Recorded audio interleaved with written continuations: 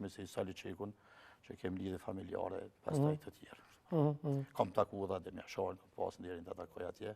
Edhe shumë burat nga Jalin pasomës këtë të vrushtërisë, Alionuzin e kështë më radhë. A është e vërtet që shumica politikanëve të mëdhej që janë në Ballkan vijnë edhe konsultuar me Sali Berishën?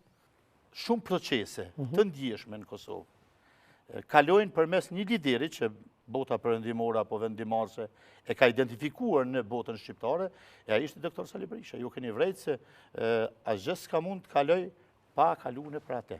Edhe ka pas edhe pushtetar tjerë, edhe më të fuqishëm, por ai është identifikuar në fillimin e viteve 90 si personaliteti kyç që do t'i çojë këto procese deri aty ku kemi objektivin final.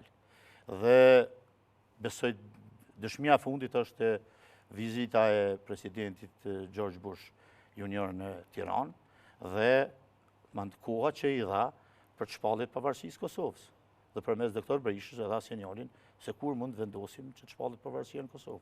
Prandaj është lideri pa kontestueshëm me pe kur u acaruan të gjithë këtu në Kosovë, të gjithë me radhë u desh të shkojnë atje, të konsultohen, takohen. Pastaj në rrugtimin politik i ka ndoshta ndonjëherë edhe hapat të cilët nuk dalin pozitiv, njëherë din me dalë edhe negativ. Edhe mbështet një strukturë të caktuar të këtë cila mendon se do të hecë përpara procesi i çështjes kombëtare. Këtë rast Albin Kurti. Po edhe Albini është njëri ndër ta. Domethënë trambolina fundit që kaloi Albini për me ardhur në pushtet ishte doktor Berisha. Nga aty doli deri në Stamboll edhe na erdhi në pushtet. Pra, po du me thonë se ky atë vulën me ta thonë mundësinë me ecë përpara.